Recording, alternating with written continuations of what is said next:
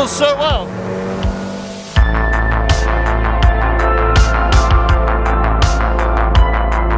How's it going, everyone? Today I'm joined by Kelvin. He is from Scotland with his lovely MX-5. So thank you very much for coming. Thank you for having me. So what model of MX-5 is this? It's a Mark 1 1990 Mazda MX-5. Lovely. And this is a 1.6 litre petrol engine, is that correct? It is, yes. Import 1.6. How long have you had the car for?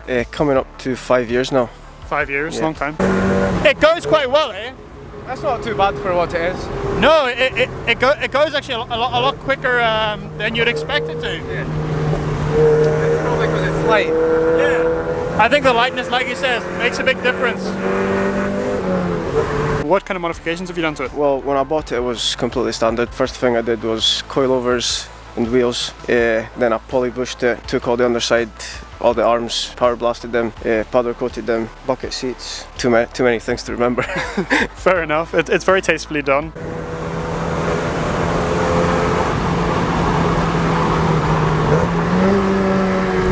I see why so many people love the Miatas. They're just such lovely cars, so well balanced, and they got so much character to them, don't they? I just love it. So I think you were saying earlier that you've rolled the arches. Is that right? Just yes. Put a bit more stance on it? Yeah, on the back, rolled them, the front as well, just to fit the bigger chunky tyres, I suppose. And what were the tyre sizes, do you know? I think they're 185/60, 13 inch. That's quite a big difference to the original ones. Yeah, original was 15 inch. 15 inch, yeah. Wheels, yeah. But they're very, very nice, and these are semi-slick as well, am I correct? Yeah, they're sort of semi-slick, they're still road legal. Okay, very nice. And you would say they add a lot of traction? Yeah.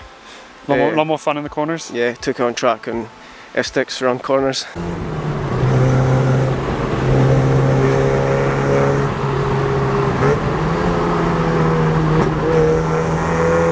It handles so well.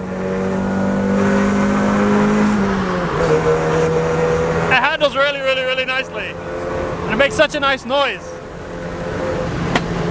Whoa. So I see you've also got bucket seats inside, Sparko ones. Yeah, bucket They're seats. very nice. Harnesses maybe next. Did you put those in yourself? I did, yes. It wasn't the easiest because it's quite tight in there. I'm sure. So, but I managed to get them in. That looks really nice. And I think, what all have you done to the interior? Because there's quite a few modifications by the looks of it. So soft top's gone. Added a roll bar. Okay. Bucket seats. There used to be a centre console, but that's come out because when you're turning, your elbow is always hitting off it. Nah, it's not very comfortable. No. Now I must say, there's quite an interesting thing just looking through the back window here. Yeah. Is that a purple light? That's a purple pat light from Japan. Okay, what's that for? Well, the story behind it, they used to use it when people would break down. They would put it outside their car to let people know. So instead of the wee triangle thing? Yeah, and so then people started putting them in their cars and doing like street drifting or racing down the road. They would put the light on. That's nice. While they were going down the road. That's quite cool. I see what you're saying about how it's quite low and you don't really have much visibility, as in like you can't really see down onto potholes and all. Even I was saying before with the headlights, when you've got the headlights up, you can't see much. That's fair, actually. Because they are quite bulky. Yeah, they really are. I never realised how bulky they were. So what kind of future modifications are you wanting to do? At the moment I'm thinking turbocharger. Okay. I think I've done most of the handling stuff, so I think more power now. Yeah, you never go wrong with more power. No, that's what I'm thinking of. And I think also you sit so low to the ground, like you're only about 2 inches off the ground here. It gives it so much more of like a go-kart vibe, doesn't it? It does. It just makes me think of a go-kart. Yeah, it's like a road-going go-kart. Do you know what the weight is roughly? It'll probably be around 1,000 kilos. It's roughly 1,000 kilos? Yeah, I don't actually know the specs or standard how much it was. Okay. And this is the 1.6 engine producing, was it 110 horsepower, I think you said? Yeah, the Jap import was 110, UK spec was 90, but... Okay, and this is Japanese import car? Yeah. So did you import the car yourself, or did you buy it from someone? No, I bought it. It was imported in 2000, so it's been in the country for quite a while. Quite a long time. Yeah. And what's the mileage on it? It's still in kilometres, so I think it's 127,000 kilometres. That's not too bad at all. So it's not too bad, yeah. That's quite low for quite a classic car. Yeah.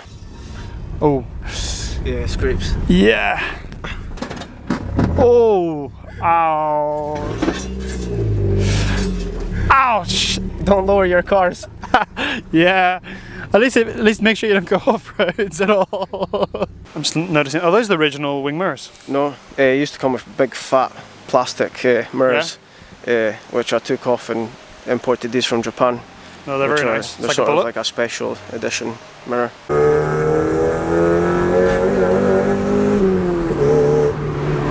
You know, it's actually quite quick and quite nippy. It is. It's the handling there, because it's quite direct. Yeah, very, very direct. So what would you say is the best parts of having an MX-5? Probably the handling of the car. Yeah. It's B-road. It always puts a smile on your face. Does you it? just throw it around corners and it takes it. Does it? Yeah. That's nice. And if you were, say, what kind of like gripes would you have with the car? Anything you don't like or you wish they did differently? More power maybe, and I would probably raise it just a little. It's quite low, so on bumpy roads it can be scrapes and bouncy, and you know you get noises that you don't want to hear. But now, have you lowered the car or is that standard height? no, that's lowered BC coilovers and it's full stiff, so there's not much travel. Fair enough, and I assume you did that yourself, or did Yes, did the previous owner do that? All the work that I've done to it, I've done it myself, and from standard it's come to this. Oh, fair enough. Honestly, this is a much more fun car than a lot of other cars I've driven in. Even them cars with much more power. You know, you don't seem to have as much fun in those. It shows that you don't need 1,000 horsepower to have fun. No, you really don't. 110 is enough. Yeah, exactly. 110 is enough, like you say. What kind of quirks would you say the MX-5 has over a normal car? Pop-up headlights. The pop-up headlights. I like it. Anything else, would you say? What's the trunk space like? Because I know that we have an MR2. We did a video on our MRS specifically, and it's got absolutely no trunk space. Yeah. And I think it's relatively equivalent car in sense of like inexistent. Sporty car. Nothing. You put a camping chair and it's full. Okay. Anything else. So it must just be from the era. Just no space in the boot. No space at all. Okay.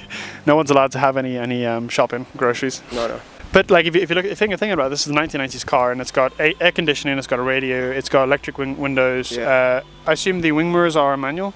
Yes. Yes. Yeah. So if you're looking at it, 30 years ago, it had a lot of the creature comforts of today's modern cars. Yeah, I would say so. Yeah. Actually, it's interesting where they have the cigarette lighter.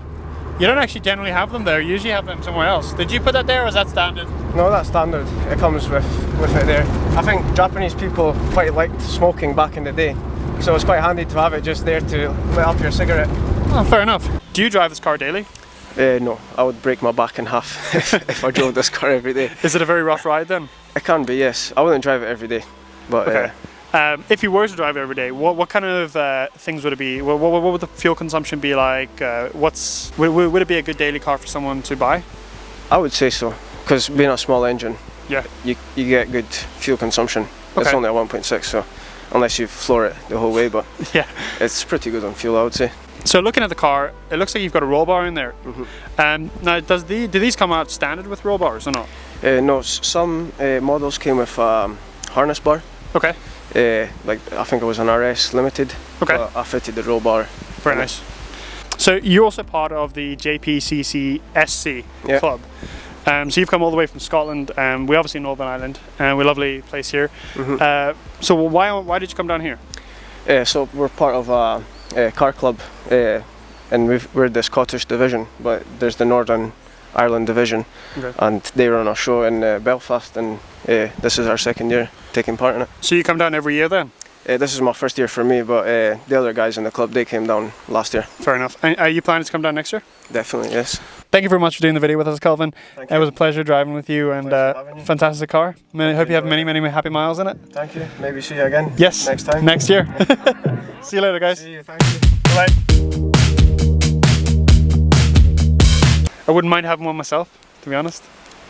Everything's for sale for the right price. That's it.